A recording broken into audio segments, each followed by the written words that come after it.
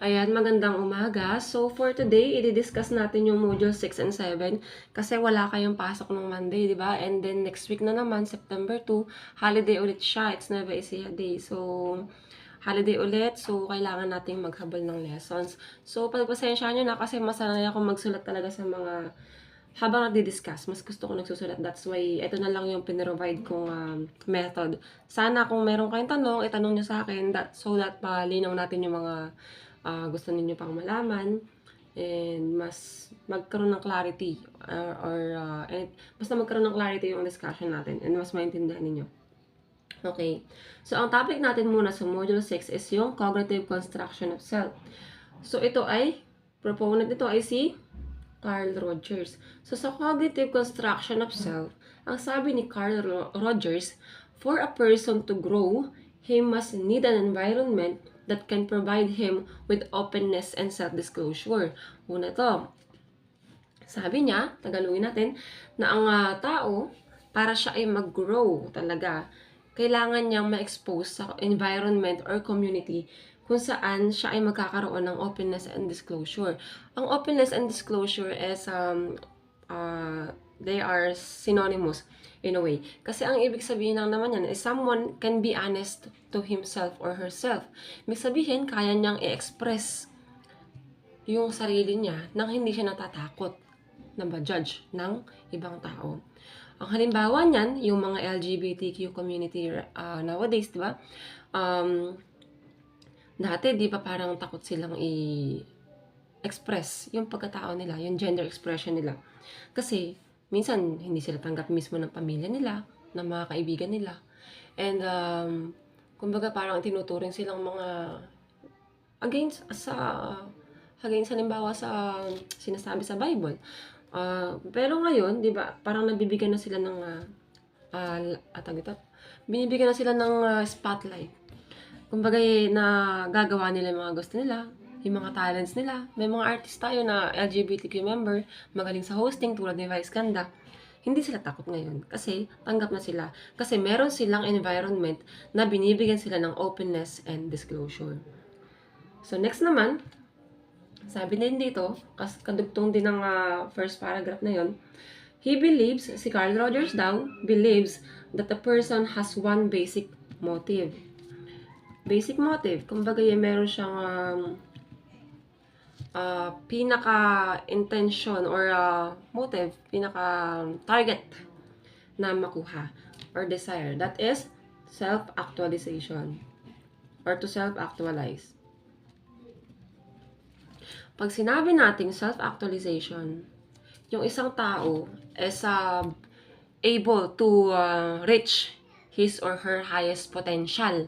Ibig sabihin, wala na siyang pinoproblemang iba kasi nagawa niya na lahat ng gusto niya.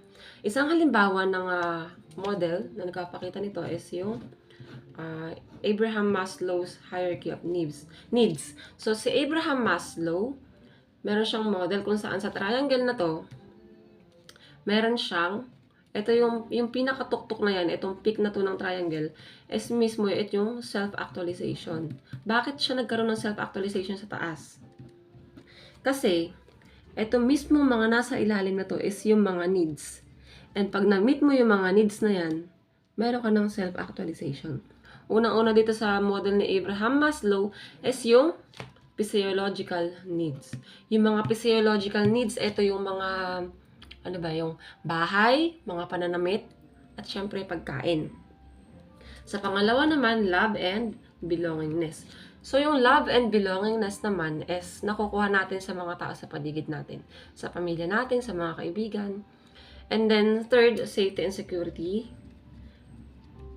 Sabihin, we are safe. Kumpante na tayo sa pamumuhay natin. Wala na tayong pinoproblema. Even our pwedeng security yan na literal. Yung bahay natin is fully secured ng mga security guards or mga rehas. Pwede namang secured tayo sa financial aspect. Mga ganong bagay. And then self-esteem, we are confident enough to live. Hindi tayo natatakot na maliitin kasi nakuha na natin yung kumbaga pinaka mataas na estado ng buhay natin. So pag na-reach to sa model ni Abraham Maslow, meron na siyang self-actualization. Nagawa niya na lahat.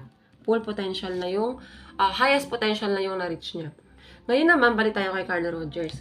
Kung si Abraham Maslow, meron siyang hierarchy of needs. Si Carl Rogers, para daw makuha mo yung self-actualization, kailangan mong magkaroon ng, nakikita pa mo. Wait, natin. Kasag ko lang. Ayan. Kailangan daw natin ng congruence and balance. Congruence and balance between real self and ideal self. Okay. Paliwanag mo natin si real self tsaka sa ideal self. Ano? So, si real self is yung totoo mong pagkatao kung sino ka talaga. Yung pinapakita mo araw-araw. Bilang estudyante, bilang anak, bilang kaibigan. And sa ideal self naman is yung gusto mong maging in the future. Kumbaga yung pinapangarap mong pagkatao someday. Okay, so sabi nga, balik tayo kay Carl Rogers ha. Ang sabi niya, merong basic motive yung isang tao and that is to have self-actualization. So sa idea ni Carl Rogers, para makuha mo yung self-actualization, kailangan mo ng congruence and balance between real self and ideal self. So anong ibig sabihin yan? Ganito lang. Dapat, kung ano yung gusto mong mangyari in the future, ideal self, kailangan tumbasan mo sa kasalukuyan, sa real self. Kumbaga, wait lang. Okay. Kung gusto mong ma-achieve si ideal self, kailangan mag-exert ng effort kay real self sa present. Paano yun? Halimbawa, kayo, gusto nyong ma-reach yung profession na kinukuha ninyo. Halimbawa, gusto nyo maging teacher. Halimbawa lang maging teacher. Sa real self mo ngayon, yung present mo is hindi naman nag-exert ng effort. Lagi kang uma-absent, hindi ka nagpapasa ng activity kay ma'am, hindi ka rin nagbibigay ng mga assignments or mga quizzes, hindi ka nakakapag-take, hindi ka naka-exam. So, possibly, hindi mo ma-reach sa ideal self. Kasi negative yung pinapakita mo kay real self. But if si real self is nag-exert ng effort, nag-exert siya ng effort, and then, halimbawa, gusto nga niya maging teacher, nag-exert siya ng effort, nagpasa siya ng mga requirements, assignments, nag-quiz siya, nag-exam siya, kompleto siya. Ibig sabihin, may possibility na someday, ma-reach niya yung ideal self, magiging teacher siya. So, that's an example of congruence between real self and ideal self. Ngayon, pag na-achieve mo yung congruence between these two, nakuha mo sa ideal self, tsaka ka magkakaroon ng self-actualization. Ganun lang siya. So, sana naintindihan nyo yung Module 6.